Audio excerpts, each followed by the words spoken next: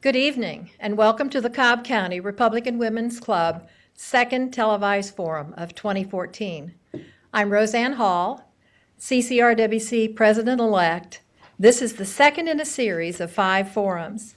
Tonight's forum will be for candidates for State School Superintendent and candidates for Cobb County School Board, posts 2, 4, and 6. At this time, would you please stand and join me for the pledge to the flag? I pledge allegiance to the flag of the United States of America and to the republic for which it stands, one nation under God, indivisible, with liberty and justice for all. Please be seated. The Cobb County Republican Women's Club was organized 50 years ago and is the largest Republican women's organization in Georgia. We're a member of the Georgia Federation of Republican Women and the National Federation of Republican Women.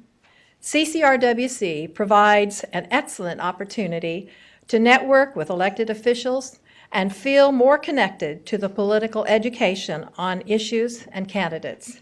It also provides a vehicle to get involved in candidate campaigns throughout volunteering. Through CCRWC, you become an informed voter, having input into the political process and influencing decisions that open the door to good government. We invite you to become a member and join us for lunch. We meet the 4th Friday of the month at the Atlanta Marietta Hilton Conference Center.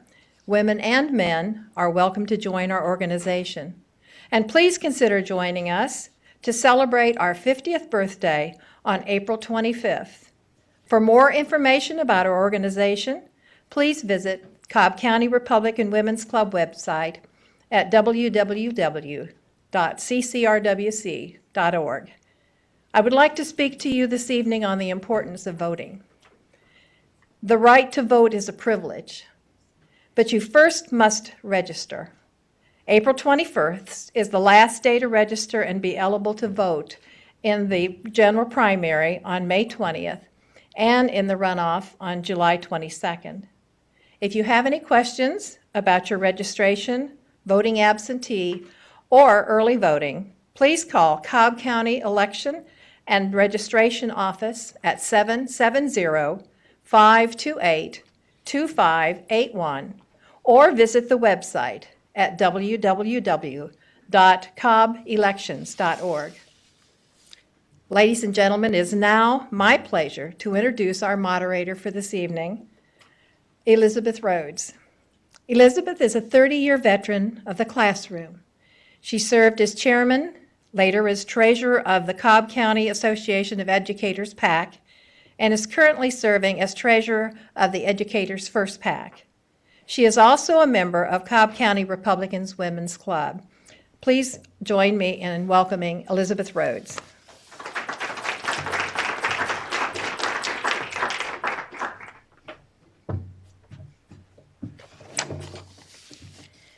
This is the second televised Republican Forum in a series of 5 sponsored by the Cobb County Republican Women's Club. Tonight's forum will be for candidates for the State School Superintendent and the Cobb County Board of Education, posts 2, 4, and 6. Thank you to TV 23 for their assistance in broadcasting this forum tonight. The candidates for participating in this event, and to the viewing audience and the studio audience. This is a live broadcast, so we ask the audience to please turn off your cell phones and pagers to lessen distractions and noise. Also, please refrain from applause until the end of our forum due to time restraints. Our 2 panelists for the evening are Dr. Judy McNeil.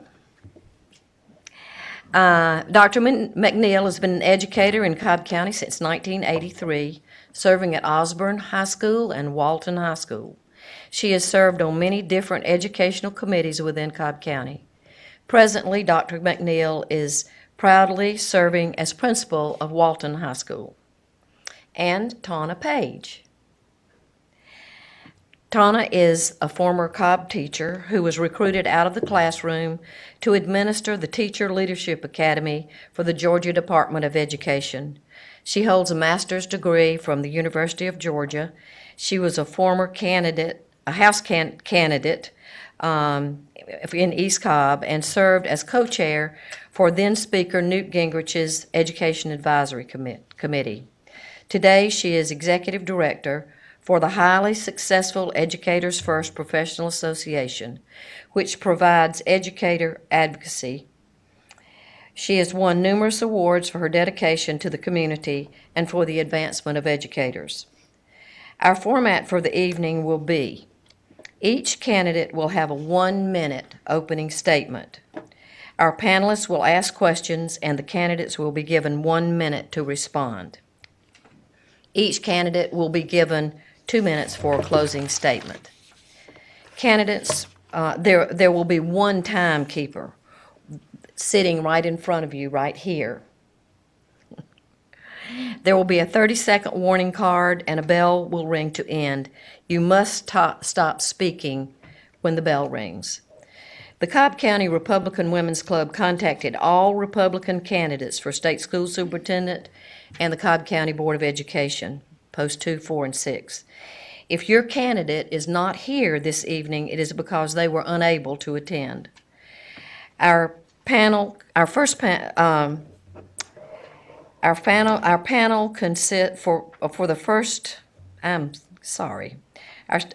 panel consists of candidates for the Cobb County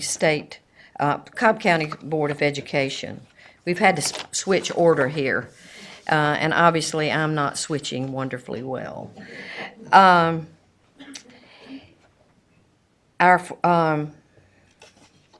We will begin with an opening statement, and our candidates for the Cobb County School Board are post 2, Jeff Abel, Tim Stultz, and Susan Thayer. Jeff Abel and Susan Stultz were unable to be, Jeff Abel and Tim Stultz were not able to be here, so I'll be reading a statement that they have sent. This is from Jeff Abel. Dear members and constituents, I regret that I cannot join you personally for this forum. It's a great honor to have the opportunity to be considered for the Cobb County School Board. As a 20-year resident of Post 2, I have decided to leverage my 10 years as a local business owner, 17 years in financial services, and 15 years as a parent to be a strong advocate for the residents and teachers in my community. Let me tell you why I will make a valuable addition to the Cobb School Board. First, I acknowledge and respect the experience in education that my opponent has, that he said here tonight, but he's not. I'm working to narrow this gap, which I propose is balanced by my skills as a listener and as a person who can bring his own relevant experiences and connect with the community to improve our public school system. Bringing ideas and collaborating to solve problems while making informed, unbiased decisions are my strengths. I have children currently in the Cobb schools. Volunteering is in my blood, and I've spent time in the elementary, middle, and high schools where my children attend. I've worked to connect with teachers and local city leaders to get their perspectives on issues and their ideas on how to make progress. I've assisted in starting local school foundations and believe in the power of parental involvement and accountability. The Cobb County schools have faced far-reaching budgetary issues in this latest recession that have left many students and parents feeling underserved while making our incredible teachers feel unappreciated. Class sizes are bulging and are clearly unacceptable to achieve those goals we all aspire for the next generation. We need to alter our course. In coming months, I hope to have more opportunities to meet, listen, and talk about ideas and resolutions that can be implemented for the betterment of our school system and ultimately our community. This is from Jeff Abel. From Tim Stultz. Good evening. I'm regretful that I could not join you this evening for the School Board Candidate Forum due to a travel conflict. It has been a privilege to represent Smyrna, Vinings, and Mableton communities on the Cobb County School Board for the past 3 years. Serving your community is one of the most rewarding opportunities any person could have. I want to thank Mr. Abel and Ms. Thayer for their willingness to serve. The Post 2 community is fortunate to have candidates who are willing to give their time and dedication to making sure that the Cobb County School District remains one of the top districts in not only the state of Georgia, but the entire country. There are many challenges that continue to face the district in the future. An academic achievement gap in the county, while improving, still remains. There are great uncertainties regarding the financial stability of the district. There are signs that the economy is improving, but local government revenues are usually one of the last beneficiaries to see a recovery. Our teachers and administrators need a more competitive salary. The district needs to look past a single-year financial solution every budget year and start preparing itself for the future. I have been a conservative voice on the board for the past 3 years. Many solutions to the problems facing the district lie in conservative principle. I want to continue to make sure that the taxpayers of Cobb County have a seat at the table with the students, parents, and teachers when decisions are made. I ask for your vote during this Republican primary. I also ask for your prayers. Good evening, and God bless Cobb County. And this is from Tim Stultz. Susan Thayer is present, and we will give her her 2-minute opening statements. Thank you. I'm Susan Thayer. There are 3 of us running for this position. All of us want to serve our community. I'm the only one, though, however, that has hands-on experience in education. And as we know from so many instances, there's no substitute for experience. I've served as a classroom teacher, as a counselor at Osborne, as principal of Pebblebrook High School, which is in the Mableton area, and as assistant superintendent. I want to bring that experience to the position so that I can make decisions that are based from knowledge and an understanding of the impact that those decisions make on the classroom. Some of the major decisions that are facing the board right now, budgeting. We've lost over $500 million in funding in the last 5 years, and there's still cuts to be made. I know how to make the cuts that would be the least impactful on the classroom. I know how to feel the pulse of the classroom and make sure that learning continues. Also, a big thing that's facing our system right now is selecting a superintendent. I know how to pick educational leaders. I know what to look for. I hope we find someone who does not function always on operational issues, but looks at learning. I am available to the public. I will always be accessible, visible in our schools, and I want to work hand in hand with parents and our community to make Post 2 schools the strongest they can be. I'd appreciate your support and hope that you'll vote on May the 20th for Susan Thayer. Thank you. Thank you. The remaining candidates are Post 4, David Chastain and Bill Scott, Post 6, Kevin Nicholas and Scott Sweeney. David Chastain, we will begin with your 1-minute opening statement.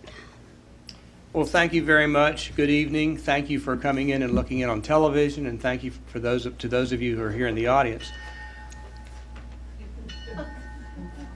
I am a Cobb County resident who graduated from Wheeler High School in 1975. I attended Brumby Elementary starting in 1967. I married a Wheeler graduate, a Cobb County girl, Lori Phillips Chastain. We have 3 children who graduated from Cobb County schools, and I have 2 grandsons who I hope will also go to Cobb County schools. In addition to that, I've been very interested in what goes on here. I'm looking out in the audience. 2 of my former teachers are in the audience. In the district in where I'm running, 2 of the schools are named after former teachers, Jewel Palmer from East Cobb and Coach Corky Kell from Wheeler. I'm a Cobb County boy. I'm also a businessman. For the first 17 years of my 34 career, I was in sales. At one time, I was traveling 11 states working with business people in supply chain, manufacturing, distribution, electronics, transportation. And then The reason I left that was because I wanted to spend more time in my hometown, going during weeknights to see my kids perform at their various things in school and be a family guy at home. I miss that. In the process, I've gotten to know teachers. I've been a volunteer. I've been on boards of some of the schools that my kids have attended in the chorus program, volunteered. But also in the past 10 years, I've been an advocate for the taxpayers in Cobb County. I'll stop. This one's 30 seconds. Okay. You got 30 seconds. Oh, okay. All right. Well, anyway, I'll say more when the questions come. Bill Scott, could we have your opening statement? Sure. Good evening. I'm Bill Scott, and I'm running for Cobb County School Board because I want to make a positive impact in the district. I know the importance of preparing the next generation to be competitive in a global society. I possess the leadership skills of consensus building, active listening, and problem solving, and I feel that these skills are currently needed on the school board. I do not view this position as a stepping stone to a career path in politics. I'm committed to serving the constituents of Cobb County. I am a retired educator. I was a teacher, an assistant principal, and I realized that the decisions made by the board impact all areas of the district, especially learning. I care about the district and the future leaders who are currently enrolled as our students. The students of Cobb County need to know that every employee, from the bus drivers to the board members, have their best interests at heart and are willing to do whatever they can to help students succeed. Every effort needs to be made to let the constituents know that the board listens to their concerns. And vote on May 20th. Thank you. Kevin Nicholas, could we have your opening statement? Yes, and good evening, and thank you for coming, and thank you to the Cobb County Republican Women for hosting this. Kevin Nicholas, running for School Board Post 6. 3 kids in the Cobb County school system, Wheeler and East Cobb Middle. I'm a taxpayer. I also have 25 years business experience with Bell South, AT&T, currently with Senior Director at PGI. I know how to manage large budgets and large teams and businesses. I believe we need to bring some talent diversity to the board, and I believe I can bring that.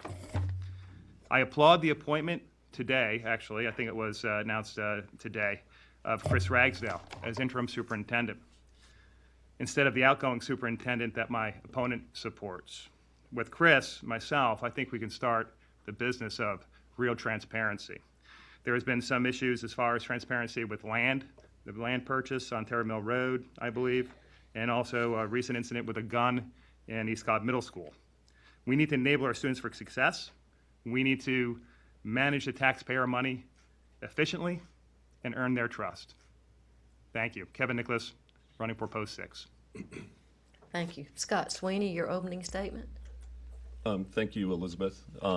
My name is Scott Sweeney. I'm the current member of the Board of Education for Post 6 in Cobb County, and very thankful for the opportunity to have served this county in that role.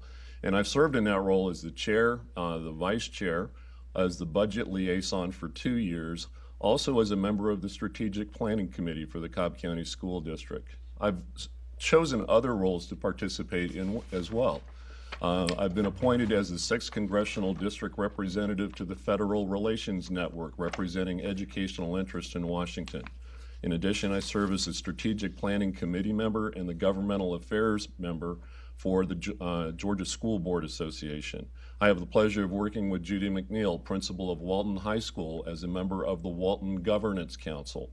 It's been a unique pleasure to work with this county, which I think is one of the finest educational districts within the entire country with remarkable programs.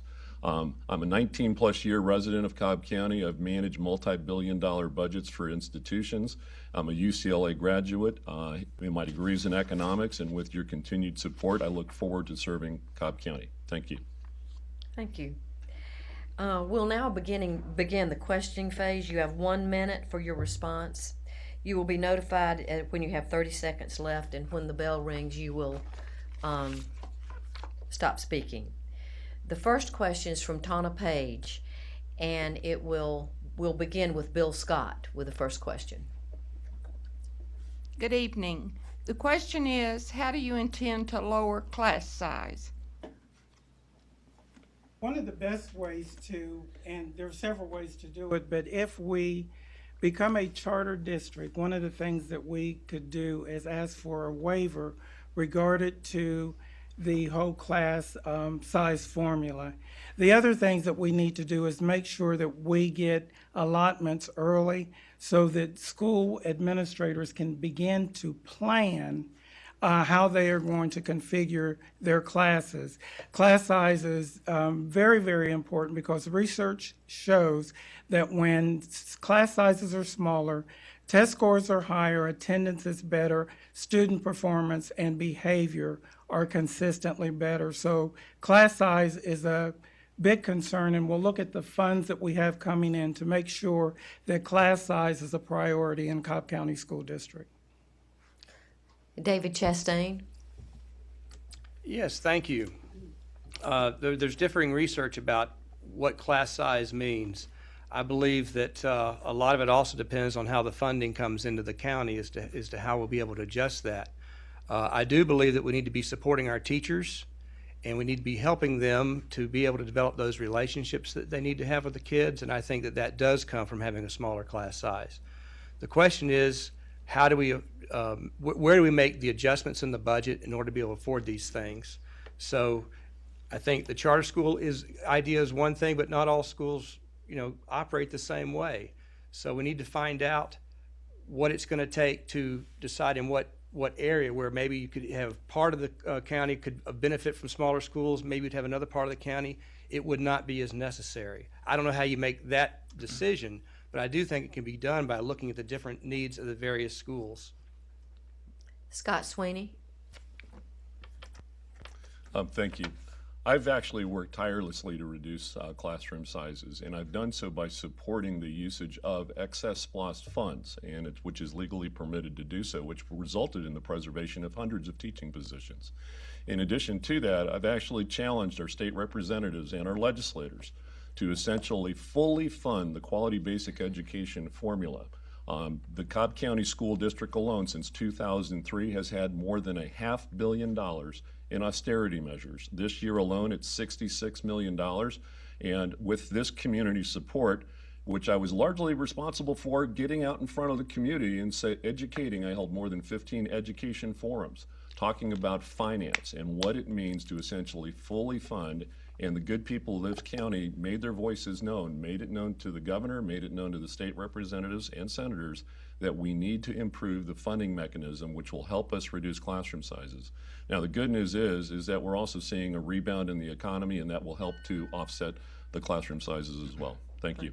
Thank you. Kevin Nicholas. Yeah, thank you. It is very related to the budget, the classroom sizes. First of all, we need to make classroom sizes a priority. We need to make teachers a priority. How do you do that? Well, there's a number of ways I think you can do that. But first of all, the current allocation of teachers and classroom sizes, just follows the status quo. We need to do things better. We need to change things. One thing that we do differ on between my opponent and myself is I think you have to manage the money you have without trying to find where the additional money is and allocate that as a priority to reducing classroom sizes. Because I do agree with all of my colleagues up here that classroom sizes directly impact performance. So that needs to be the priority in the budget, and it also needs to be the priority for our students. Thank you. The second question is from Judy McNeil, and we will start with David Chastain. This is a three-part question. Do you support the Common Core curriculum? Why or why not? And what impact do you feel it will have on Cobb County students? The Common Core curriculum, I believe it's here now, and we have to learn how to deal with it. Do I support it? I'm always concerned about people from way on high telling us what we're supposed to be doing on the ground. Now, do I agree with standards? Yes. Do I believe 2 + 2 should always be 4? Yes. A ruler, a 12-inch ruler is a foot long. But do we need all the purse strings and things tied to the federal government to tell us how to teach standards? I'm always concerned when we get more metrics thrown into anything, Common Core being one, because what happens in the corporate world and what's tempted to may happen in the education world is that we start worrying more about the metrics and how to avoid getting our hands slapped as opposed to creating a quality product, which is student achievement and achievement that fits the individual. We're not competing with other counties. The state shouldn't be competing with other states. We have children who need to succeed in life and be competent and productive citizens, and that comes from right inside the classroom. Thank you. Bill Scott? In public education, there has always been a need to have standards. We moved away from quality core curriculum, and we adopted Georgia performance standards. In the last year or so, Common Core has arrived, and it's being turned into a political issue. Common Core is basically aligned with the Georgia performance standards, and there are some things about it that possibly could be improved. The concern that I would have with Common Core is what we do with it, whether school administrators and supervisors would go into a classroom and expect to see at 11:52 certain things being recited or certain words on the wall. That's dictation, and we need to make sure that that doesn't happen. But teachers have always operated from a guideline of having a guideline to lead them in making the best instruction for the students. Okay, that's my answer. Kevin Nicholas? I don't agree with Common Core. I believe that it's an intrusion of the federal government. I believe that the best people who can manage our schools and our students are at the local level, at the teachers, at the principals level, pushing down decisions for people, and I don't believe Common Core does that. Now we have Common Core, so we do have to understand what we want to do with it. What we can't do is have our teachers on a roller coaster ride as far as what they're teaching. So we need to make sure that we have some continuity for them. But my concerns about Common Core are long, and I think most people understand that. I think some of the progress we've made in the legislature this year, as far as how do we work with what we have, but work towards a better solution. Thank you. Scott Sweeney? Thank you. We had Georgia performance standards long before we had Common Core, and many of the same elements of the current Common Core Georgia performance standards are the same. We hear that much of them are very, very much aligned.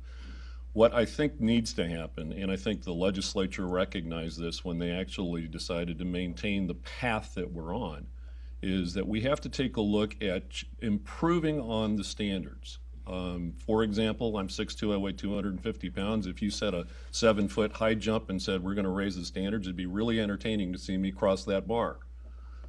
Alternatively, we have to look at the step-by-step process. How do we get students to improve? And that's where I think the tweaks need to come in with Common Core. Are they perfect? No, but we are going to have standards, and I support standards that we have currently, and I would definitely work to see what we can do to improve them. The other thing that I think is important is we need to provide the resources to the students that support the standards that are being taught. Thank you. The third question is from Tana Page, and it will go to Bill Scott.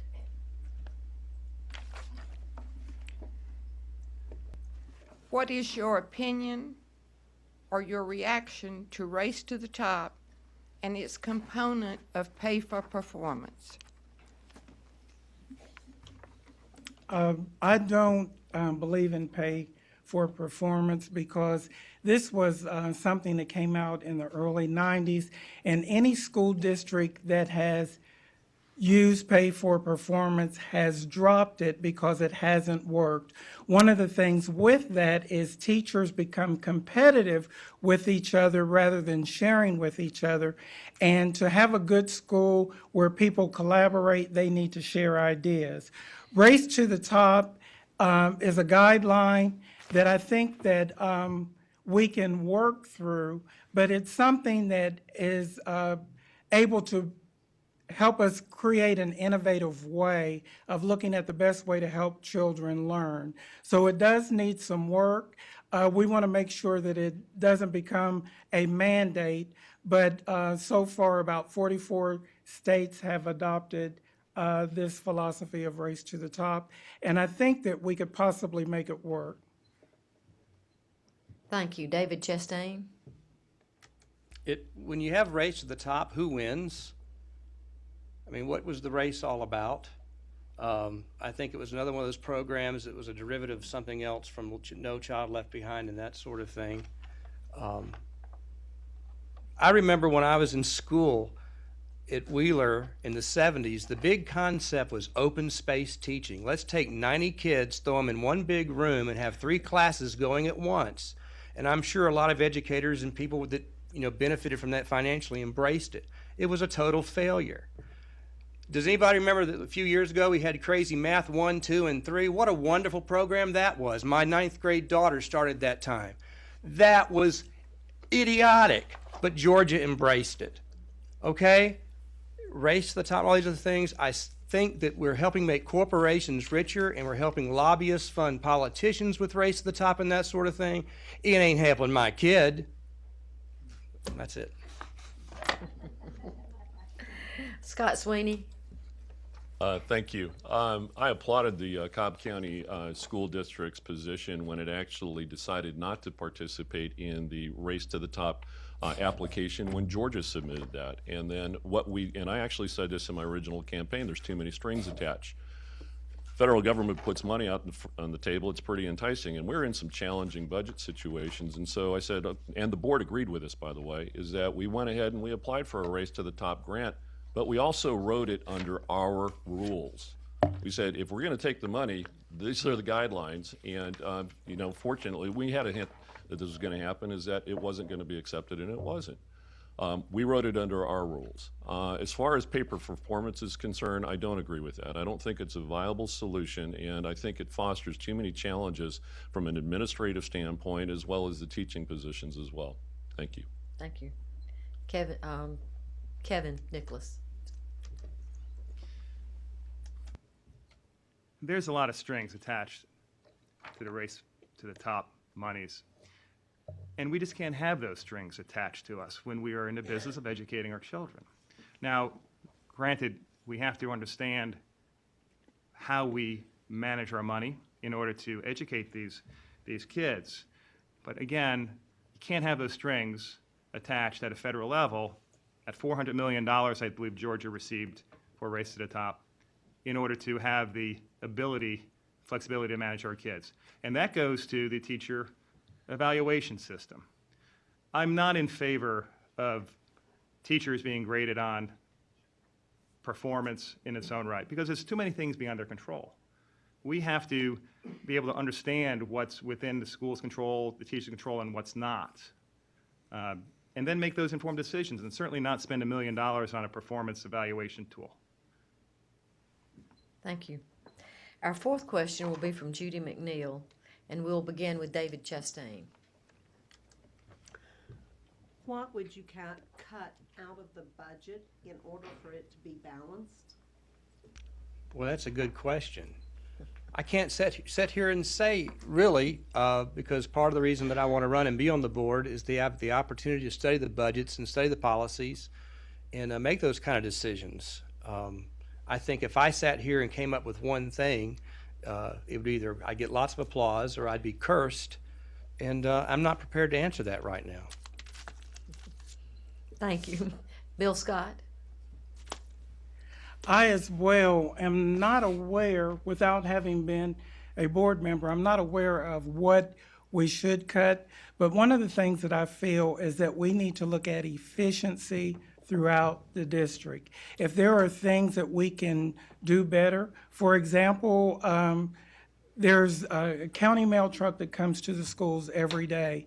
If some of those things can be scanned and sent via email or computer, that saves funds. And it's not that we would be getting rid of the county mail drivers jobs, but we would be directing their services to make sure that there is efficiency throughout the district. And one of the things that I'm sure that we can do is look at all departments in all areas to make sure that there is no waste. Cobb County's administrative budget has been cut significantly, so we just need to make sure that everybody who is employed works. Thank you. Kevin Nicholas? So that is a real challenging question, and it hasn't happened overnight. It's taken years to get to these budget deficits. Some of it is within the board's control over the years, some of it wasn't, right? The economic changes. But we need, as a billion-dollar business, we need to have the management skills to run it as a business with producing quality education for our students, enabling our students for success. So what we need to do is we need to, treating it as a business, we need to look at the line items. We need to understand what we're paying for, what we're not paying for. I can tell you what we do not want to cut is anything relating to class sizes. We need to lower class sizes. We need to take care of our teachers. There needs to be some things that are preserved. But there's a lot of things we can probably look at. I can't tell you exactly what they are right now, but we need the data. Scott Sweeney? I'm going to answer it in the reverse. I'll tell you what I'm not going to cut. I'm not going to cut music programs. I'm not going to cut art programs, and I've worked diligently to support those. And in addition to that, what I've done is work with my board. I even challenged them to go through the budget line by line during last year's budget cycle and make some tough decisions. A single board member does not have the authority to make any single budget cut. It doesn't work that way. What we do is we work as a cohesive team to determine what those are, and in spite of my insistence that we go through items line by line, they did not choose to do so. The good news is we're making a turnaround. We understand that we'll be able to close the $80 million budget gap. We understand that we will probably not have any furlough days. We understand that we'll be able to give teachers raises for the first time in several years, much deserved raises, I might add. And I will continue to work in that regard and support the reduction of classroom sizes, which I think is so direly needed today. Thank you. Thank you so much for all of you coming. Let's give all of these Republican candidates for the school board a hand. We'll take a short break and, oops, skipped a whole part, sorry. Thank you, Rose. We'll have our closing statements. Please, excuse me. And we'll begin with David Chastain. Thank you very much. In closing, first let me say this was a sampling. Go to my website, votedavidchastain.com. There are places to learn about me, ways to contact me. I'd like for voters to get in touch with me, particularly teachers. I want to hear what your needs are and what you care about. My father was a school teacher. My father taught in the Atlanta City schools back in the 60s. I passed him changing classes one day at Wheeler in 1974, 75, I believe. My dad wanted to bring his career to Cobb County. And I only learned 2 years ago that he received an offer. He'd accepted an offer. He was supposed to have started teaching, I think, in the fall of 1981 here in Cobb. That's where he wanted to finish his career. But instead, he unfortunately had a heart attack in 1980. But what I was telling you at the very beginning, because of my background in business, because I came home to Cobb and decided to quit traveling, I'm an analyst for a defense contractor. I do work with budgets. I work with some big budgets. I work with contracts. There's a part of me that is very analytical and loves to study numbers, and there's a part of me that's kind of gregarious. That salesman still lives in my heart somewhere. But what I really love is being in Cobb County. I like going around Cobb. I even tell people when they say, where are you from? I'm from Cobb County, because it's so hard to explain Kennesaw, Ackworth, Marietta, etc. Okay? I'd like for you to vote for me on May the 20th. That's when the decision for the post-4 race is going to be made. I'd like for you to stand with me as we look at budgets that are so important. We look at student achievement. So many business people are already saying we need tradesmen.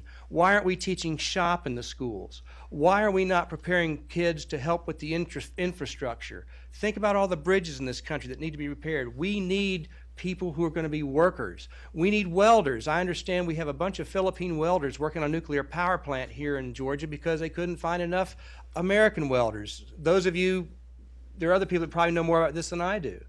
But here's my concern. Yes, college is important. Student achievement goes with the individual, and our teachers make it happen. Thank you. And I should have reminded you that it's a 2-minute closing statement. Bill Scott? It would be an honor to serve as school board representative of Post 4. I'm a dedicated educator, and you can expect from me honesty, integrity, and my commitment to you. I have no personal agenda and no predetermined solutions. This position is not about me. It's about the citizens of Cobb County working together to make a better school system for all students. I commit to putting children first in the decisions that I make and realizing that this is about their future success. I realize the importance of the role of the board, knowing that decision-making is vested in the school board and not in one individual. As an adult, I know we may not always agree, but we should make decisions with the thoughtfulness and consideration of the bigger picture. Each decision made by the school board can impact generations in the future. I believe in efficiency and conservative spending, and I will fight at the state level if necessary to make sure that Cobb County continues to get appropriate funding. I am a person who can reach out to others and bring back trust and civility as Cobb County moves forward. I want to be your voice and your choice. I'm Bill Scott, and I look for your support on May 20th. Thank you. Thank you. Kevin Nicholas? Again, I'm Kevin Nicholas, running for Post 6, Board of Education. I have a vested interest in this school system, as I know most of us do. In fact, all of us do. I have 3 kids in the Cobb County school system, proudly at Wheeler in East Cobb Middle School. I'm a taxpayer, just like all of you. With 25 years business experience, I know I can give back at the level that's needed. You know, we need talent diversity on this board. We need educators, we need business people, we need parents, we need moms and dads. We need to continue that push. You know, we stand for the ABCs. It's what I call accountability, budget management, fiscal conservatism, and classrooms and student success. You know, you don't have to trade one for the other. You don't have to help the student by penalizing the taxpayer. You don't have to penalize the taxpayer or help the students or vice versa. You get what I mean. Think we can manage this together. I think there's a lot of decisions that have been made in the past that probably need to be relooked at, and we discussed some of these tonight regarding the issues. These are all very important issues, but ultimately it comes down to what's best for the student, the teachers managing those students because they're the ones on the front line, and managing the taxpayers' money and expectations. We need to find additional funds. Sure, we need to make sure that Cobb County is getting everything that's it's entitled. At the same time, we need to manage what we have. It starts with that, and it starts with our students. Thank you. Appreciate your vote on May 20th, and thank you to the Cobb County Republican Women for hosting this. Thank you. Scott Sweeney? Thank you. I appreciate the opportunity to be here tonight, and look forward to continuing to serve as your Post 6 Cobb County Board of Education member. One of the things that we talked about, and I think it's first and foremost, it's so important to have the appropriate funding levels within our schools. One of the things that I did while I was the chairperson is that I led the effort for the SPLOST 4 education funding capital program here in this district. That is a $750 million initiative. This was supported within this community, and had it not been supported, the current budget shortfall would have been not $80 million, it would have been blossomed by another $30 to $50 million, because the school system continues to have capital improvement needs regardless of SPLOST funding. This preserves teachers' jobs. Since 2008, 2009, we have lost more than 1,300 teachers in the Cobb County school system. In the community, you've heard an $80 million budget shortfall. To fully fund those 1,300 plus teachers, and mindful we've had enrollment growth since then, You're talking more than $100 million on top of the $80 million. What's critically important for this community is to understand that we need to foster economic growth. Cobb County needs to remain the most business-friendly community in the most business-friendly state in the most business-friendly country, and I will work to support that. I thank this community for supporting me and looking forward to supporting you as we go forward. My wife Sandy and our two boys are deeply involved in the Cobb County school system. My wife is well known, particularly in the East Cobb community, for running the Soap Creek Family Fun event. It's the largest fundraiser for that school. And she's donated and found funds to help finance Brumby Elementary Schools field trips to Jekyll Island, for example, and raise thousands of dollars. I thank you for your support. I look forward to your continuing support as your Post 6 board member in Cobb County Board of Education. Thank you very much. Once again, let's give all these candidates a round of applause. We'll take a short break and return with the candidates for State School Superintendent.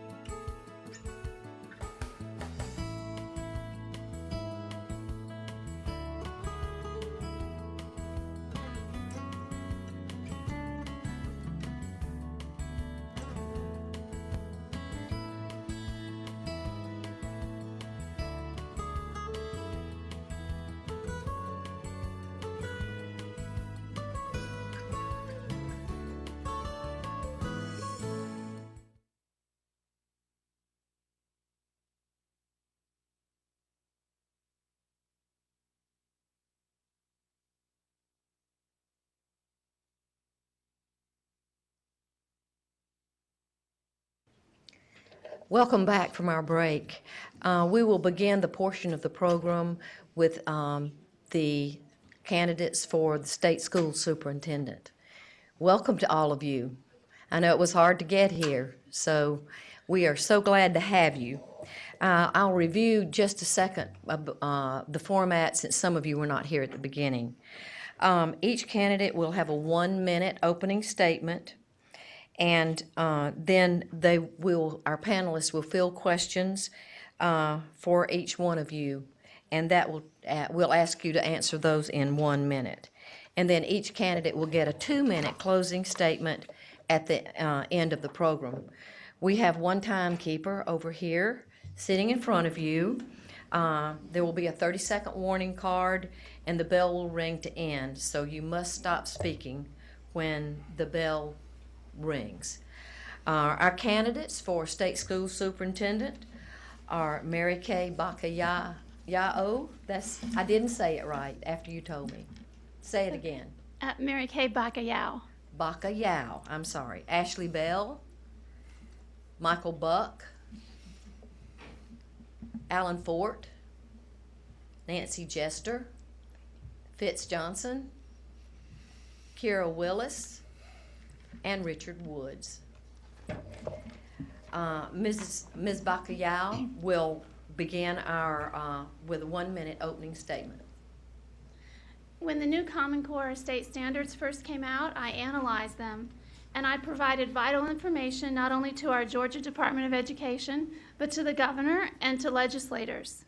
When the Race to the Top grant was awarded as a Fayette County School Board member, I read that 200-page grant application with a trained eye, and I noticed that the new system that was being set up to rate our schools, our school report cards, was being changed so that our school ratings are no longer reported directly.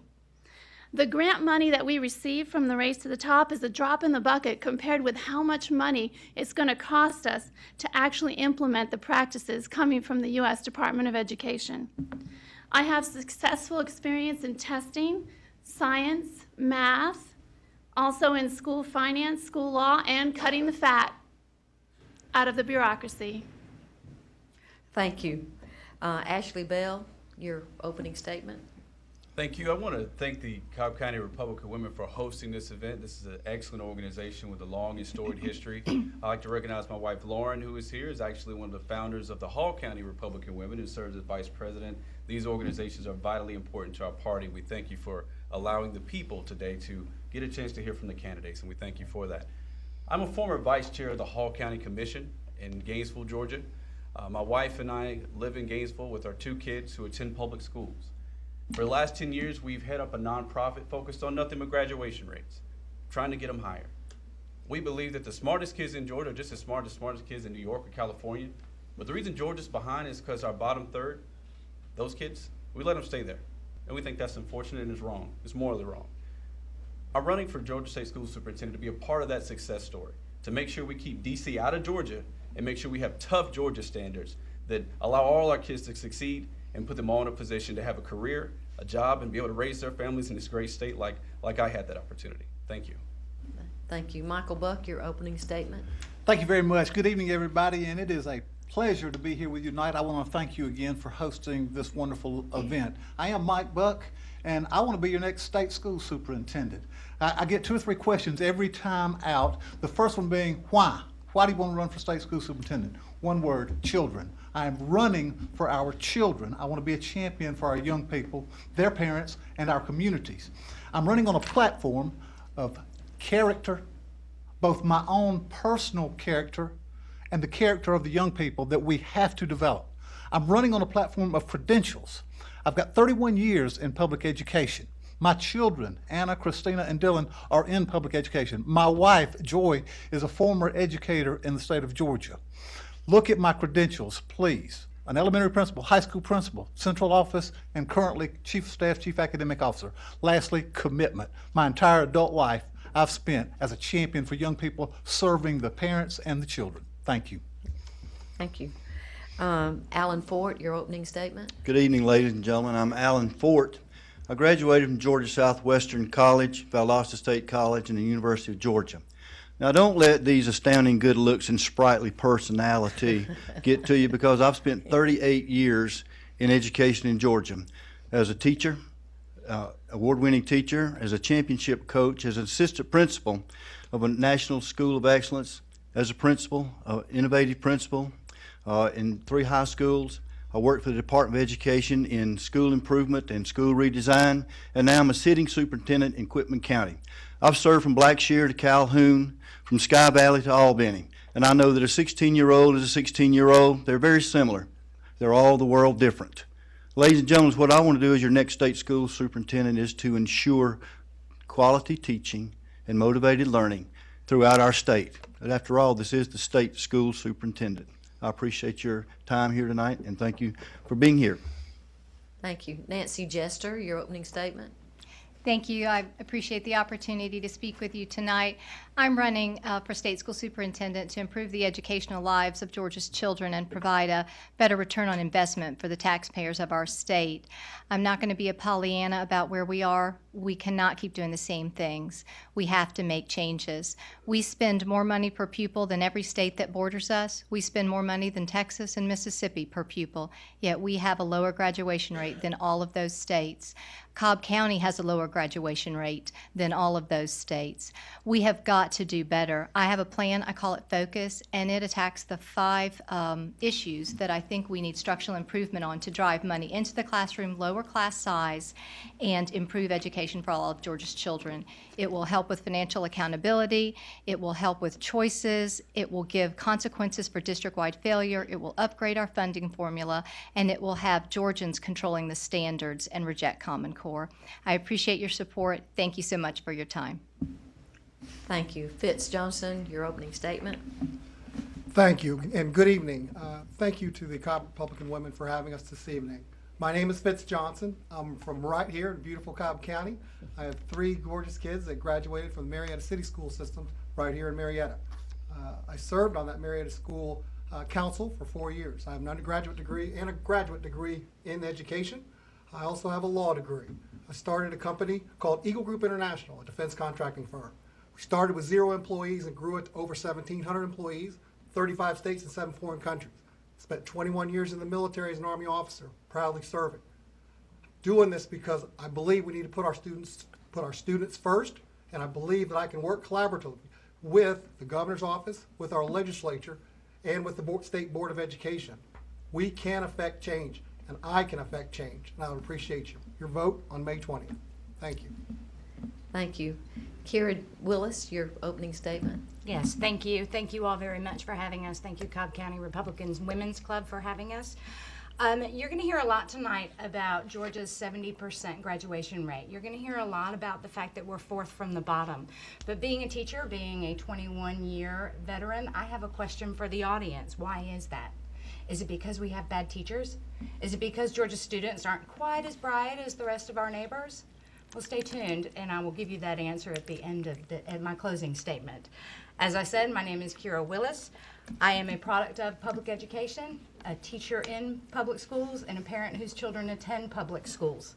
I look forward to being your next state school superintendent because I want to work with the governor's vision, the legislative dollars, the State Board of Education, and our local school boards to ensure that we are doing what's best for all of Georgia's students and doing what's right by all of Georgia's students. Thank you. Thank you. Richard Woods, your opening statement. Okay. Yeah, thank you for hosting this event tonight. Again, my name is Richard Woods. I'm from Tifton, Georgia. I was a former 2010 candidate for this very same office.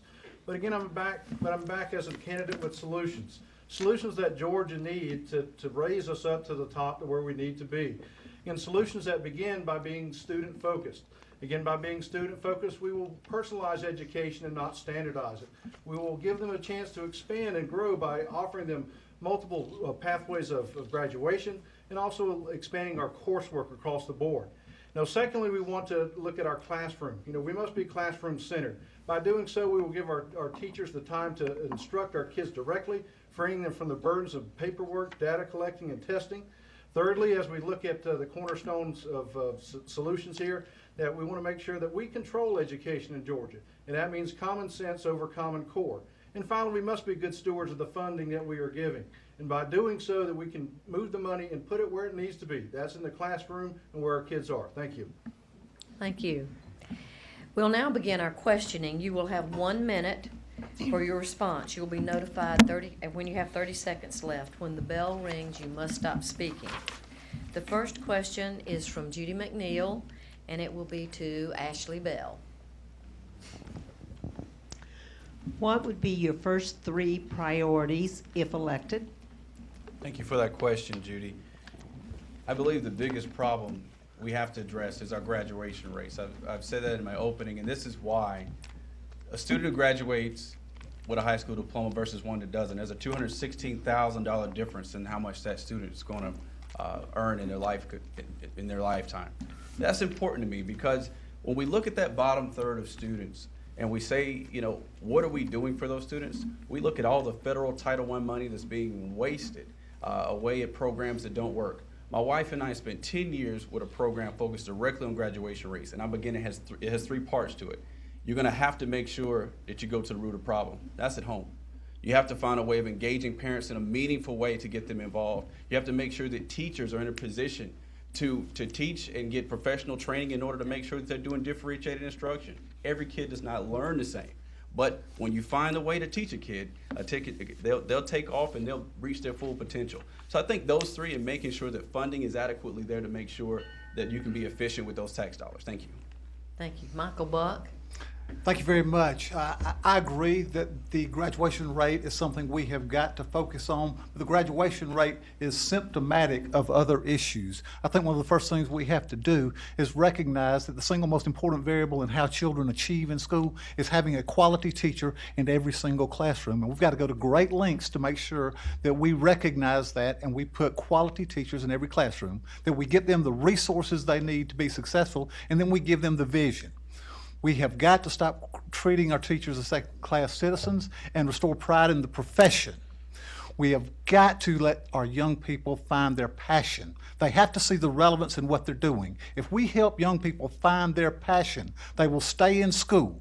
They will discover what it is that gets the juices flowing. They will become relevant tax-paying citizens of our community. So that's going to be vitally important. We've got to have rigor, but we've got to have relevance. And the third thing that I want to really focus on is what I call the curriculum of life. I'll talk more about that later, but we've got to help our young people with the curriculum of life, the character we develop in those young people. Thank you. Alan Ford. Thank you. The first thing that I would like to do is address assessment. We assess too much in Georgia right now. We spend more time assessing than we do teaching, and we don't use the assessment as it should be used. If we're going to assess, then let's use all the data every day to help make instruction better. But if we're just going to post it on the wall and close the door in the data room, then it's not any good. The next thing is the funding. Is we've got to make funding a lot better, a lot more efficient. The state needs to know where its money comes from, and the local systems need to know where its money comes from, and to efficiently use that money in the state and in the local systems. And the last thing is graduation rate. But ladies and gentlemen, it's not graduation rate. It's year to year. It's first grade to second grade to third grade. Because if they all pass up and they're ready for the next grade, we don't have to worry about graduation rate. If they're ready for the next class and they're going to be ready to be a ninth grader, then they're going to be ready to be a senior. And those are the 3 things that I think are important for us in the state of Georgia. Thank you. Thank you. Nancy Jester. Thank you. I think we have to first address the root of the problems that we are seeing. I'm always happy to talk about the graduation rate problem and draw attention to it. It is something that I feel particularly strong about. Other states face the same types of challenges. So why is it, though, that they're getting better results? Why is it that they're getting better results for, say, their African American dropout rates? Why are they doing that? How is that happening? Well, they have policies around disclosure and financial accountability at the district levels that drive money into the classroom. We don't have any such policies. We are not doing that or measuring things like that in the state of Georgia. For instance, Texas has the Financial Integrity Reporting System of Texas, which measures 20 indicators, and it's driving money into the classroom, into teachers' pockets, and that's why they have better return on investment, and that's why they see better academic achievement. That is the first step that I will take as state school superintendent, measuring exactly what we're spending on and putting that and disclosing that to taxpayers first. Thank you. Thank you. Fitz Johnson? Tell you, I mentioned that I ran a company called Eagle Group International. One of the first things you need to do, one of your first priorities, is to make sure you have a top-notch team around you. So one of the first things that I would attack is the culture. Attack what is it that is going on at the DOE and get a feel, get an assessment of where we are. Then I have to provide that leadership to the DOE to ensure that they are able to get the governor's office, our legislature, and our state board of education all on the same sheet of music. We have to attack that together. Fitz Johnson is not going to be able to do that by himself. So we want to change the culture. Then we can start to find things like to work on our graduation rates, to work on our funding issues. But all of us have to be in that together. Those key players have to be on the same sheet of music in order for us to succeed, in order for our students to have the best opportunity to succeed. Thank you. Thank you. Kira Willis? Thank you very much. The top three things that I would do when I first get into office, first one is to come up with an organizational structure and have that published on the website of the DOE so that everyone can see it. Right now, all I see are different departments and who answers to whom, but when you look at actually who's employed at the State Department of Education, it's pretty big. It's over 600 people. So I want to know who answers to whom and why, and what we can do to make sure that everyone who logs on to the State Board of Education can find that. The next thing I'd like to do is come up with a 5-year strategic plan under the governor's vision, and we need to stick to that plan for 5 years. We've got to stop playing political football with our children and just assuming that whoever is up in office is going to change it, and so we just go with the way the wind blows. We can't have that. And then the third thing that I would like to do is give our college and career technical academies and our CTAE teeth, so that our students can leave school with a certificated skill and go into the workforce. Thank you. Thank you. Richard Woods? Again, the three things that I feel most passionate about as far as what we need to address. First of all, we need to make sure that Department of Education is focused on our children. That comes without saying, because at the bottom line, if we fail our kids, our system has failed. By doing so, we need to make sure that our standards are rigorous, but we need to make sure that they are personalized and not standardized. We need to make sure that our kids have the opportunity to expand and grow as far as looking at their graduation rate, looking at the opportunities they have, looking at diploma selection, looking at the courses that we do offer them across the board. Secondly, what we do need to do as a group together is we need to come together as the state of Georgia. And that means bringing in all the partners, whether it's the governor, the school board, our parents, our community, to make sure that we are using all our assets and making sure that we are a team together as we focus on providing the education we need for our kids. And lastly, we need to make sure that we control education in Georgia. Again, mentioned before, if we cannot control it, we cannot improve education. Thank you. Thank you. Mary Kay Bacayao? Thank you. I'm going to work on three things: testing, standards, and return local control. And all those involve saving money. First, I'll start with testing. Our testing is too tied to the curriculum, and that's why it's driving the curriculum. What we can do is have diagnostic testing instead of criterion reference testing, where we have our test would measure more than one grade level of skills. So our teachers would be encouraged to meet the needs of all of our students. About standards, I've studied those, and this is actually one copy of my analysis of the standards. We need standards that go beyond just one grade level, that are in a grade band. And when we look at the international standards and we see where we need to go from there, then we can look and see how our students are doing and then meet their needs to get them to where they need to go. And the last thing I want to do is return control to the school boards. I've served on a school board, and it's frustrating not being able to make any decisions about really important things like standards, testing, and assessment. Thank you. Thank you. The second question is from Tana Page, And we'll begin with Michael Buck. Thank you. Now, this question has several components. Please define Common Core curriculum. Tell us your viewpoint. Some of you've already done that. And do you support the Common Core curriculum for students in Georgia? Okay, thank you very much. Common Core, well, you said curriculum. The Common Core is a set of standards, rigorous standards that over 40 states across the country have adopted. They are the what. The how is within total control of the local districts. That's the how these standards are covered. There's a big misconception out there that the Common Core standards are a curriculum, and they are not. They are standards. 1 + 1 = 2. I think we would all agree that first graders ought to know 1 + 1 = 2. How we teach them that's the curriculum, and that's totally within the control of the local district and the resources that local districts use to teach those standards. I personally support the standards we're currently teaching for a wide variety of reasons. But my opinion is not the single most important opinion. The chambers of commerce, business and industry leaders across the state, actually across the country, are in support. Parent groups are in favor of them. Most importantly, our teachers, 70-75%, are in favor of supporting these standards. Thank you. Alan Ford. The standards are what we have. I couldn't go in tomorrow as state school superintendent and abolish them, because what would we go to? You have to have a plan. My plan is to involve the people who are in the trenches every day, and that are the teachers, to bring them together at our 16 different regional education service agencies, K through 12, to analyze what they do like about the standards and what they don't like about the standards. A standard or curriculum, whatever you desire to call it, is an ever-evolving, fluid instrument that is reviewed each and every year. And that's how it should be. Each and every year, teachers should get together and review what's working, review what's not working, and change it so it fits, so it serves the students of our state, the state of Georgia, to best prepare them for the rigors of the world, not only of this state, but nationally and globally, so we can take care of our children to prepare them for their future. Thank you. Thank you. Nancy Jester.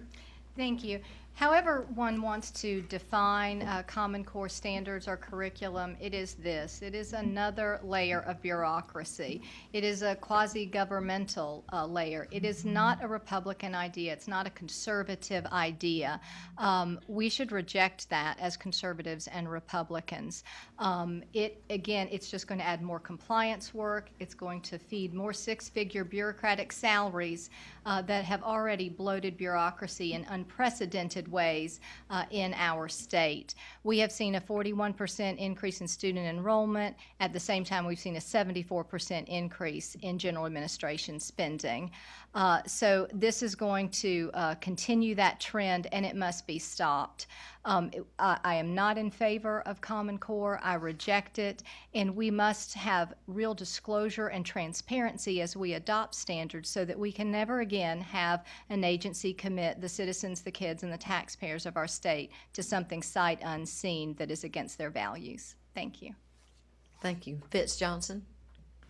The Common Core, in answer to your question, is a set of standards that were adopted by several states across the United States. Let me be clear. Georgians should develop standards for Georgia students. Georgian community leaders, Georgia educators, Georgia parents should be setting the standards for Georgia students. We do not need Washington, D.C., we do not need bureaucrats telling us how to educate our children. Say again, Georgians should be developing our standards. Thank you. Thank you. Kira Willis. Thank you. Governor Perdue and the Republican Governors Association actually got together to put these standards together as a reaction to No Child Left Behind. Then it went to the National Governors Association, and then it went to the state school chiefs in the nation. So it was, although Governor Perdue may not be as Republican as we would all like, he still was a Republican governor, and he came up with this. So this is not a Democratic takeover of our educational system. I said in 2010, and I am a firm believer, that if we take federal money, We are beholden then to federal mandates that are implied upon our state. However, Common Core is here. Standards do not equal curriculum. 1 + 1 does equal 2, and my daughter is in 1st grade, and she's doing 18 + 21 = 39, and she's doing it in place math. So it's not something that I think we all need to be so afraid of. However, we do need to be wary to ensure that it is not a federal mandate, but something we as Georgia chose. Thank you. Richard Woods. Again, as a Republican candidate in 2010, I was opposed to Race to the Top, in which the Common Core standards were umbrellaed underneath. And today I still oppose that very same set of standards.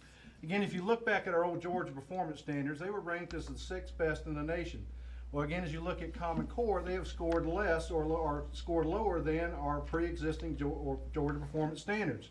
And if we are going to improve education, we don't need to be heading backwards. We should be moving forward. So we have a lot of investment, a lot of time, and a lot of money and resources that have been spent needlessly. But yes, we do need to continue to review and look at our standards. And again, that will be something, whatever we have has to continue to be looked at and addressed, and we will do that. But we need to do that as Georgians, because I firmly believe with Georgia standards, they need to be Georgia grown and Georgia owned. And that means involving our teachers, involving our administrators, involving our legislatures, our parents, and our children as well. Because what we have is what they need to succeed in life's endeavors. Thank you. Thank you. Mary Kay Bacayao. The great thing about being a professor, I've been a professor here in Georgia for the past 10 years in education, is that I have plenty of time to research all these things in detail. And I was invited to a conference in Vermont where the lead author of the Common Core math standards was speaking. I had a chance to record things that he said and talk with him one-on-one. He never taught elementary school math, and he really didn't know what he was doing when he put the standards together. And so now we see the result of that, where we have in 2nd grade. I mean, there are tons of things I can say from the study, but I have to wrap this up and tell you that it is not all this rhetoric that you hear about tweaking it and standards versus curriculum. That's all just coming from the companies that want you to just lay down and take it. And I'm not going to lay down and take it. I'm going to fight it every step of the way. Thank you. Ashley Bell.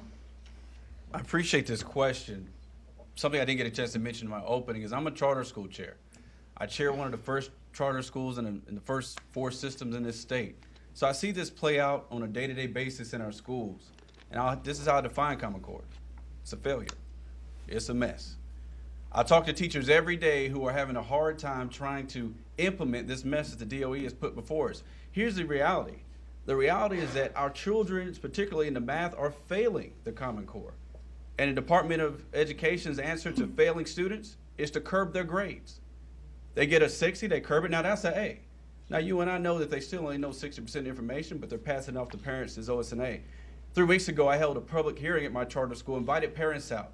Parents showed up in droves and said, you know what? They got this new math, and the teachers are having a hard time teaching it. What about me? What about me trying to sit at home around the kitchen table with my kid, and I don't understand this stuff? You take parents out of the equation, and you're going to keep that bottom third on the bottom, and that's why I'm against Common Core. Thank you. The 3rd question will come from Judy McNeil, and we will begin with Alan Ford. This is a rather lengthy question. Oh, Lord.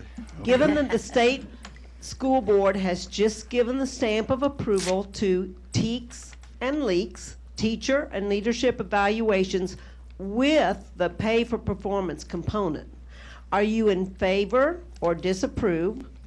Are you aware the employees cannot grieve the contents of an evaluation in Georgia? Well, yes, ma'am, I am, because I am a superintendent. And we've been in the TEKS process for 3 years now. And let me start with pay for performance. I'm just against that, because there's no way you can pay for performance. I mean, how are you going to pay a PE teacher? There's nothing to grade them by. You're going to grade them on how many less obese students they have at the end of the school year. So there's no way to do the pay for performance. The other thing about TEKS and LEAKS is it is a good evaluation instrument, but there's too much evaluation. You're evaluating an AP English teacher that has been there for 25 years 6 times. We don't understand that this 6 times evaluation times all the teachers in the school. And then the principal has to write it up, which takes a lot of time, and then you have to meet with the teacher to explain what you've done. This is way too much. When you've identified a quality teacher, they don't need to be evaluated more than one time, and you need a lot of walkthroughs. The other part of the question was, I do not think that we should, the title, the certification process should not be hinged on your evaluation. Thank you. Nancy Jester. Thank you. It's a great question. It's the teacher evaluation system that we have now, only from the mind of a bureaucrat could it come. It is, if you look at the document, if you go on the DOE's website, it's 358 pages of instructions on how to evaluate a teacher. That's ridiculous. That's ridiculous. So it's too cumbersome. It's imploding under its own weight. We need a far simpler system to do so. It needs to be fair. I do believe in merit pay for teachers, and what's interesting was that Georgia became the first and only state to forfeit some of its Race to the Top grant money, the part that was going to go to teacher merit pay, but the bureaucrats took all the money they needed to develop the 358-page teacher evaluation system that's just so difficult to implement and produces strange outcomes and is just cumbersome. So we need to revisit this, and we need to, but we do need a solid evaluation system that has real accountability, but not the kind of accountability we have in this 358-page document. Thank you. Thank you. Fitz Johnson. I am for teachers being evaluated on their performance. I have not had a chance to dig into the TEKS and LEAKS, the new performance standards. But I will tell you, we want to continue to attract the best and the brightest teachers. That's what gets our students, that's what makes our students achieve more. And while we're doing that, we can look at these evaluation systems, and we want to make sure that they are simple, that they aren't cumbersome. We want to make sure that they're fair and equitable. And as it relates to merit pay, I believe we should have merit pay for teachers. You got to take the example of the teacher that comes in at 7 a.m. in the morning and leaves at 6, 7 o'clock at night, versus a teacher who comes in at 1 minute before the first bell and leaves 1 second after the last bell. There has to be something to separate those teachers and say, hey, look, by me doing this and going above and beyond, I'm going to see a little something extra. Now, I'm not doing this for the money. We know that. But there's got to be a way to say, look, I need a little something that kind of pats me on the back as I go out the door that day. Thank you. Thank you. Kara Willis. Thank you. Yeah, TEKS and LEAKS, and in some counties it's also PEAKS for the professional employees as well. I know that the State Board of Education passed it. I'm not against it. I do think that visiting a teacher's classroom 6 times and then doing an informal and then a summative evaluation is actually taking away from what our administrators within the schools can do. I also think it's going to add administration to the schools that where maybe 3 assistant principals could have done what they needed to do now with TEKS and LEAKS and PEAKS. We now need 2 or 3 more administrators so that the assistant principals can then be educational leaders. Merit pay. Wouldn't it just be much more simple and effective to just get rid of bad teachers and call it a day? We know who they are, the kids know who they are, the parents know who they are. Just relieve them of their duties instead of worrying about merit pay. Thank you. Richard Woods. Again, with the TEKS and LEAKS, basically what you're looking at is an industry quality control method. I mean, this would be great if we were, looking at machine parts, but we're not. We're looking at individuals, that have to deal with a wide diversity of individuals speaking.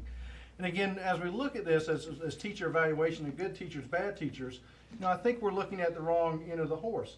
We should be looking at the beginning. If we have bad teachers, why are colleges giving them diplomas? We need to make sure we start at that end, and perhaps that's the more appropriate area where we need to address the situations is at the front end instead of looking at the end.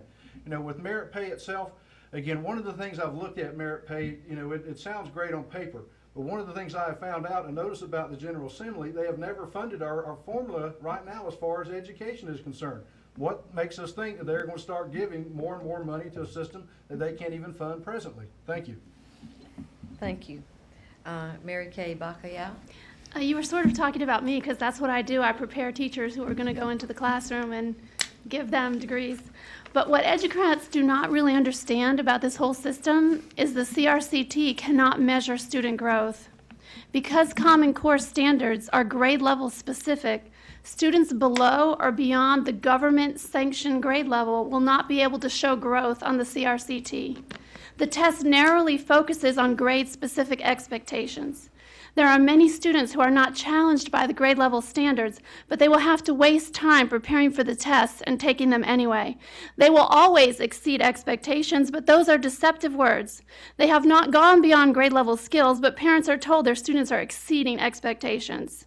But they need to look at the fine print. They're exceeding grade level expectations. And since the math standards are 1 to 2 years behind our former GPS standards, all Georgia students will be left behind. The same is true for students who are below grade level. They could improve, but their growth won't register on the CRCT. Thank you. Ashley Bell? You know, only an educrat would tell you that competition is a bad thing. Competition is what built this country, and it should exist in every asset of our American life. There's nothing wrong with there being competition in education, even amongst our teachers. Let the good teachers get paid. Now, when it comes to TEKS and leaks, you know, I'm fortunate enough to chair a charter school that's been doing this pilot for the last 2 years. We've been doing this exact system that you're talking about. It's been a pilot. So I've got a chance to hear from our teachers directly about how they feel about it. They're very concerned. They're very concerned because you have 4 major criteria. You're either going to get exemplary, proficient, needs development, or ineffective. Now that second and third, that's critical. There's a fine line between needs improvement and proficient. And if you get 2 needs improvement, you lose your license. That's high stakes games, folks. You need to have a good explanation for a teacher. If you're going to give her a needs improvement, you need to understand exactly what she did so he or she can understand what they need to do better. And right now, it's not clear. And when it's not clear, it's not fair. You got to have clear rules out there to start off with so every teacher can compete fairly. Thank you. Thank you.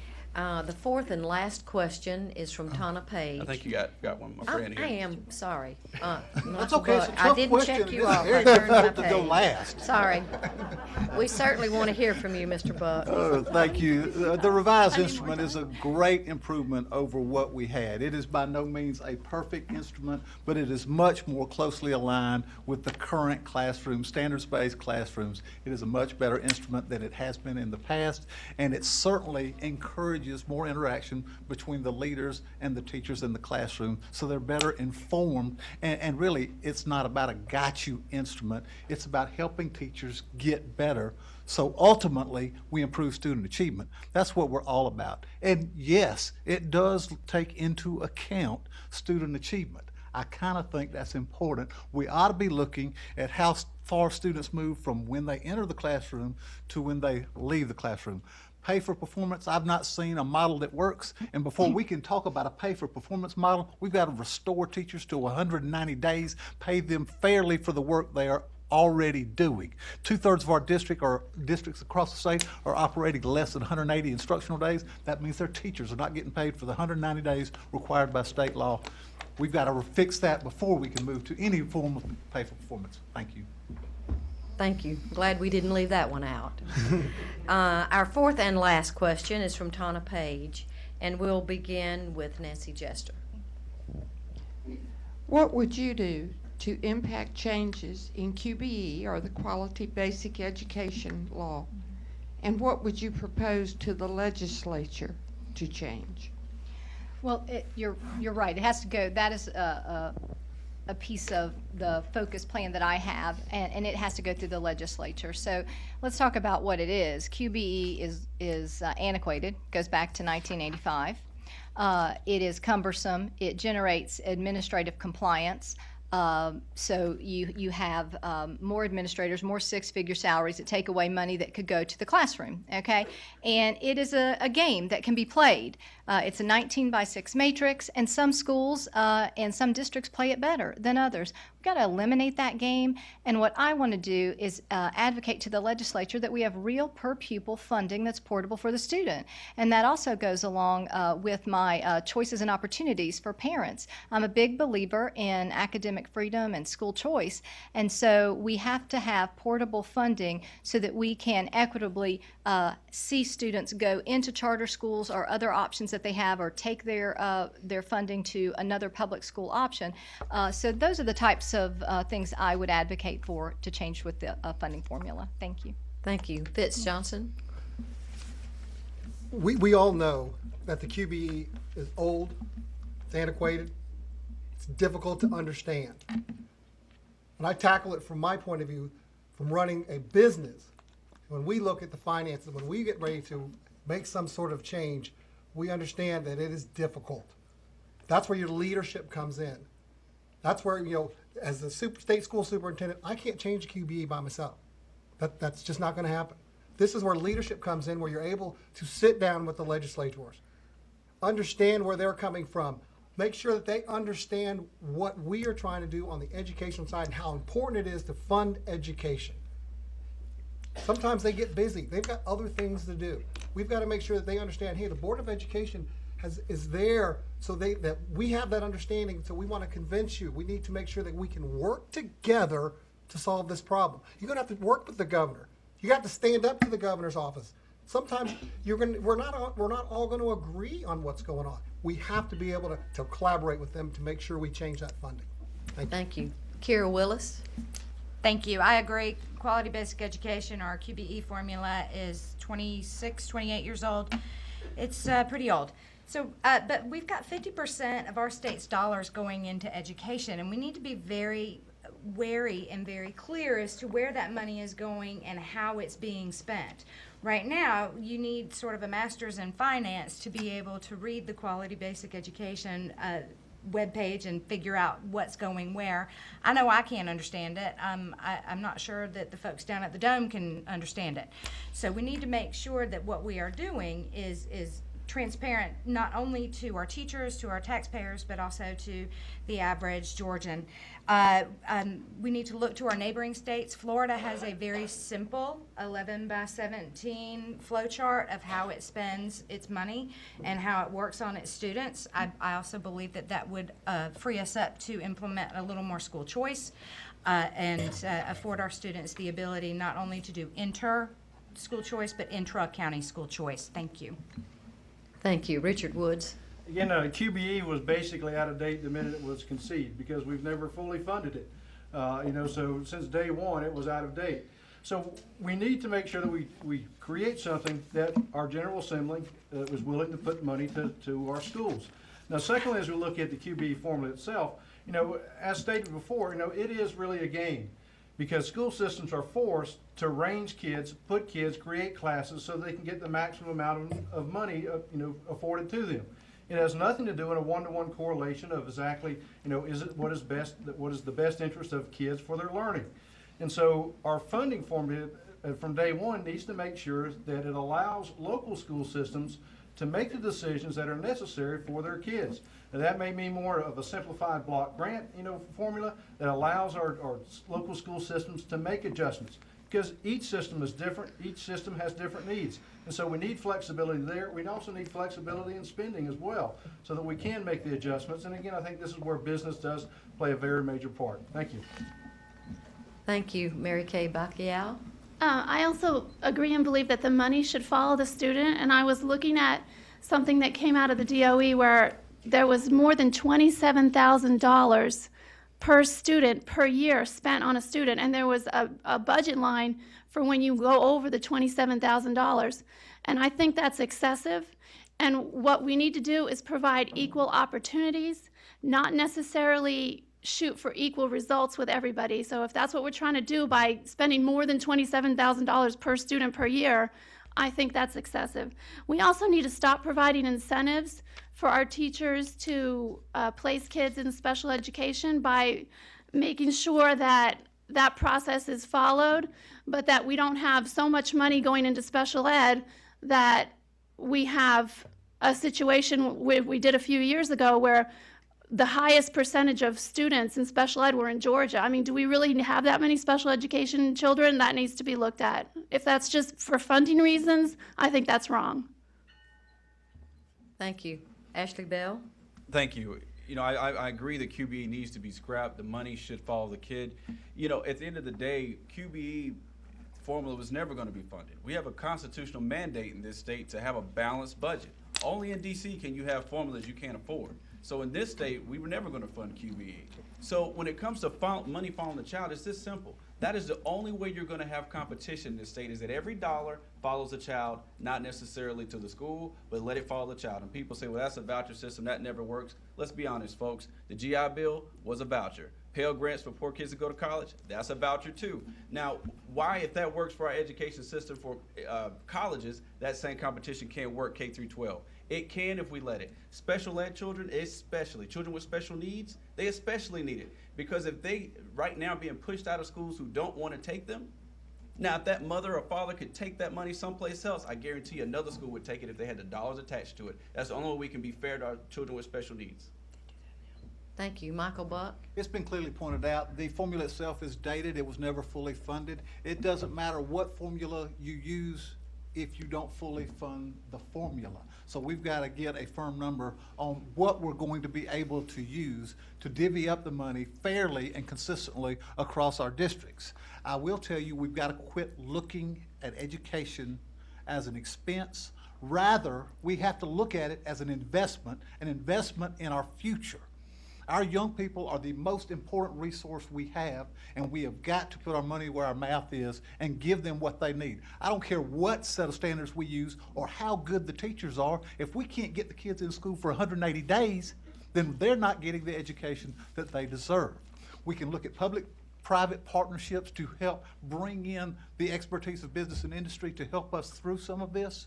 We can make partnerships and look at how at a state level we can leverage the buying power to offer to our districts at a greatly reduced rate things like our Microsoft IT Academy that we currently are able to provide to every school, high school in the state with that partnership. Thank you. And Alan Ford? Thank you. We've had a lot about what's bad with it, but this is how we can deal with it. You know, we're paying gas at $1.09. That's what the budget gives you. We need to fix that and move it up to what gas costs now if they're going to give it in transportation. Austerity. We need to move that back to where a system is giving up 3 meals and then replace a half a meal a year over the next 6 years, which costs the state $157 million per year, which would get everybody back to not giving any austerity money. Equalization is another thing that's not funded right. How does Gwinnett County get $66 million and Cobb County gets $0 million? I did not know y'all were that rich here in Cobb County. The other thing is that we need to have one formula. Each student carries with him or her X amount of money, cut out all the crap in the middle, and that's what a system gets. And then we need to have a 3-year funding formula, plus or minus 3% from the General Assembly, so that these school systems, as pointed out earlier, know how much money they're going to get when they're building their budget in the spring. Thank you. The candidates will now give their 2-minute closing statements. We're going to begin with Fitz Johnson. Thank you. You know, I love being here in beautiful Cobb County. I'm from here. I've been here for the last 15 years. My education background, the combination with my business background and my military leadership, suits me well to be your next state school superintendent. I'm excited and I'm passionate about this race because I know what the end game is, what the stakes are. And the stakes are the education of our youth. In my company, we got everything from skilled high school graduates all the way through PhDs. One thing we know, they need that high school graduation. We need to produce a skilled worker that is ready, prepared to go to work, prepared to go to tech school, or prepared to go on to college. Most of all, we want that to be prepared to be a productive citizen in society. My kids used to ask me every day when they'd walk out that door. So make sure you do something well for God and your country. When you come home, what'd you do well for God and your country today? That's the citizen we're trying to produce. That's the youngster that I get passionate about. And every student in this state deserves that opportunity. My name is Fitz Johnson. Please check out my Achieve More plan on fitzjohnson.us. I want to be your next state school superintendent. I want the job. I look forward to your vote on May 20th, and I would appreciate your prayers. Thank you very much for having us. Thank you. Kira Willis. Thank you so much. At the very beginning of my opening statement, I asked you a question. Why is Georgia at the bottom? Why are we only graduating 70% of our students? Some counties less than that. Well, I'd like for you all to look at our top graduating, our top 2 states in the nation that graduate their students. That is Vermont and Iowa. They have 87% graduation rates. What do you think it takes a child to pass a class in Vermont and Iowa? 60%. Here in Georgia, we require our students to achieve 70% to pass a class. We have a bar that is set higher than the rest of the nation. I think that's wonderful. But instead of saying, oh, well, Georgia's 4th from the bottom, Georgia has, our children are not so bright and our teachers are really bad, we need to say, no, we hold our children to a higher standard than the rest of the nation. So I think we need to look at that too. I can't do that alone. If I were to say, okay, so maybe we should align our grading practices with that of other states in the union, I think that would be fine. That's not my decision. The state school superintendent is not the CEO of education. She is not the CFO of education. She is the director of human resources, and she needs to work with the governor's vision, the legislative dollars, the State Board of Education and their vision on education, and then ensure that the local boards of education are also on the same page. That's an entire state all working together. We need to stop fighting over our children. We need to start fighting for our children. And my name is Kira Willis. You can check out my website at kirawillis.com. There's more plans there that will help Georgia look better and will help Georgia get better. I appreciate your time. I appreciate your vote on May 20th. Thank you so much. Thank you. Ashley Bell? Thank you, Cobb County Republican Women, for this opportunity. It's truly been a great experience. As I mentioned earlier, I'm a charter school chair of one of the first charter school systems in this state. And being a charter school chair, let me tell you what that means. By law, I'm on a board with 1/3 business owners, of which I'm one, 1/3 parents, and 1/3 teachers. Now, we all have to work together to figure out what is the best interest for our students. And I can tell you that charter schools aren't an end, but they're a means to an end. There are things that have happened in our charter schools I guarantee you can happen in any public school, normal public school.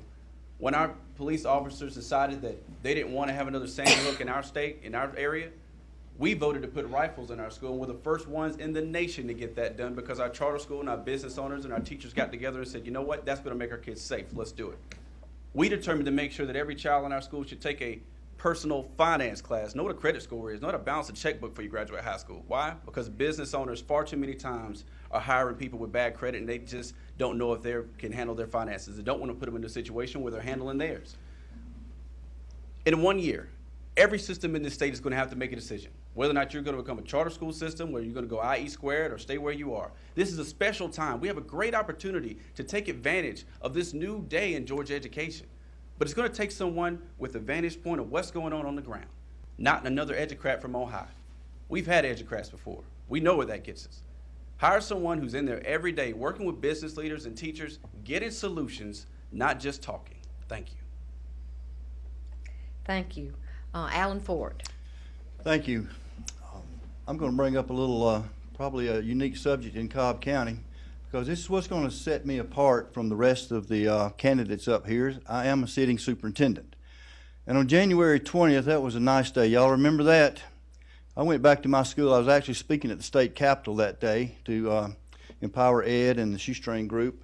I went back to my school system, talked to my administrators, and we called off school that Monday night. So we didn't have problems on Tuesday, Wednesday, and Thursday, because I could have assessed that we need academics and we need instruction and we need this.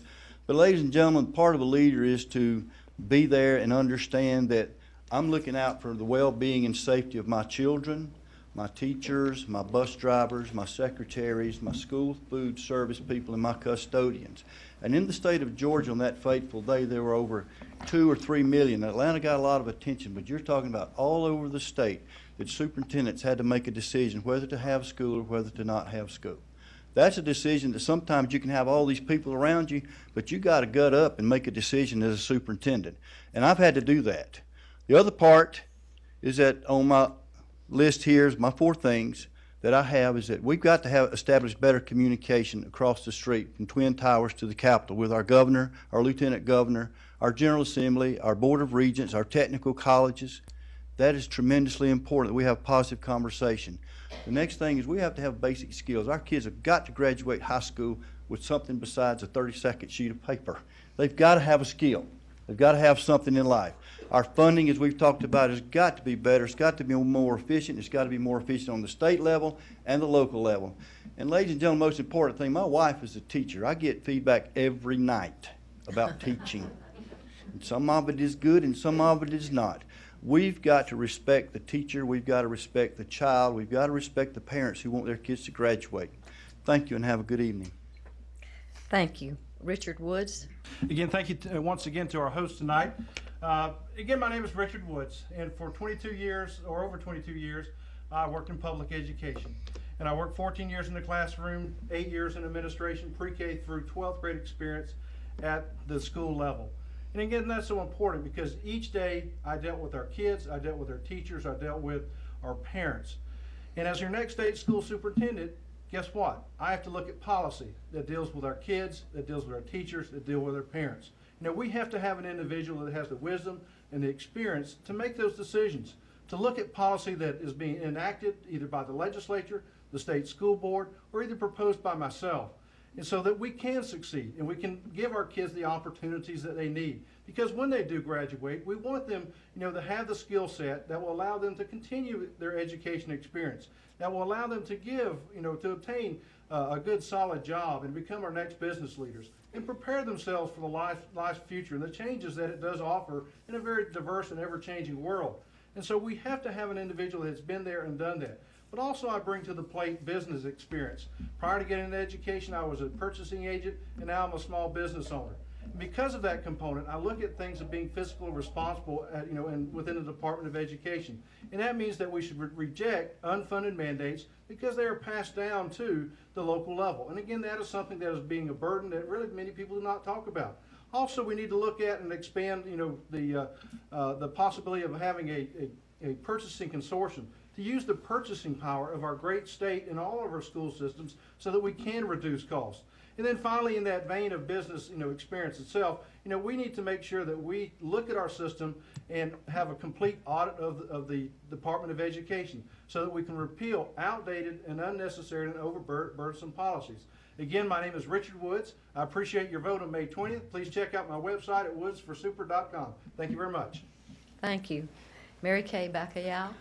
I always wanted to be a teacher. I went to school, I studied education, and for 9 years I taught, and I got my doctorate in education. I just kept going to school, wanting to learn more and more, and I still take classes from now and again.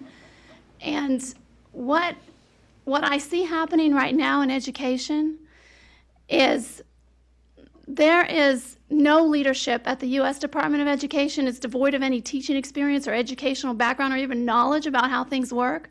And the current state leadership has a background in education, but they're aligned with corporate and federal government interests and far removed from actual classrooms. The state school superintendent needs to have a vast knowledge and experience with all aspects of education. I was asked to write a grant while I was a professor, and I'm just doing my job. I wrote a grant, and I ran a grant from the U.S. Department of Education, and I realized I was a federal employee. I don't want to be a federal employee. And we don't need more federal employees at the state level, which is what we have right now. What we need is a state school superintendent who is going to return authority, return control back to the parents and the teachers, the people who care the most about the kids. And school officials need to be accountable to the parents and the teachers, not necessarily the U.S. Department of Education or the State Department of Education. We have a very limited role, and that would be to make sure that we're testing appropriately, and right now we're not testing appropriately. Our testing is limiting our students' capabilities, and it's pushing some students beyond where they're at, and actually causing problems instead of solving them. So I seek to change the testing systems and return control to the local school systems. Thank you. Thank you. Nancy Jester. Thank you. Thank you so much for having this forum. It's a pleasure to be here and a great opportunity to talk about my message. I'm a mom. I have 3 kids in elementary school, and I'm really worried about the world they're going to inherit, because if we don't get education right, we're really giving them an unstable world to inherit. So I'm running for state school superintendent to address those problems. I think of myself as a thought leader in education. I've heard a lot of echoes here tonight on things I've brought up during this campaign months ago. Graduation rates, that's something I brought up. You've heard the repeating of words that I've said, the word game, the word antiquated. We've talked about funding formula. These are things that I brought to the table and was the first one to talk about. These are things that I have written about and published about for years in education. It's not a mystery why we are where we are, okay? Other states are doing far better than we are, and there's a reason for that. They have policies and programs that drive money into the classroom and away from bureaucracy. Right here in Cobb County, much like many other districts, you have grown bureaucracy at a greater rate than you have grown your instructional budget, okay? So we have to stop that. We have to adopt financial integrity measures. That's the first step. We have to hold class sizes down. Texas is doing that. They have a higher graduation rate, they're spending less per pupil, and one of the reasons they're doing it is because they do not give these waivers for class size, okay? So that is something that we need to look at doing. When we talk about fully funding QBE, you know, that's a joke. We're spending more than every state that borders us. We just can't spend it unwisely. We have to measure it. We have to give parents choices. We need real leadership at the DOE to realign how it operates to work in the best interest of kids and taxpayers. Please check out my plan at nancyjester.com. I appreciate your support. Thank you so much for being here tonight. Michael Buck. I got to talk fast, don't I? You I do. can see. All right. Thank you very much. Y'all rock. This has been a wonderful audience. Again, it's Mike Buck. Please go to my website and check out my credentials. The single best predictor of future success is past performance. You've heard a lot about what's wrong in public education. Don't look at me like I have 3 heads. Education Week Quality Counts magazine, annual publication, 119 variables. 2 years running, Georgia was ranked number 7 in the country on total quality of education. We are number 1 in 2013 on connecting early learning with K-12, with post-secondary, and the world of work. Number 1, advanced placement exams. We are number 9 in the country, number 5 at the rate of improvement. That is not my number. That is not the state's number. That is a national publication. We are doing a lot right. I am not status quo. I am not saying we have arrived. But look at past performance as a predictor of future success. My motto as a high school principal was building good citizens today for a better world tomorrow. It worked then, it will work now. The curriculum life I talked about, academic curriculum is very important. We get measured on it. I'm okay with that. But the curriculum of life, do they become the kind of young people that you want living in your neighborhood? How about this one? This one hits home for me because I got 2 young daughters. Do they become the kind of young people you want dating your sons and daughters? There are things that we can do to change the cultures of our schools.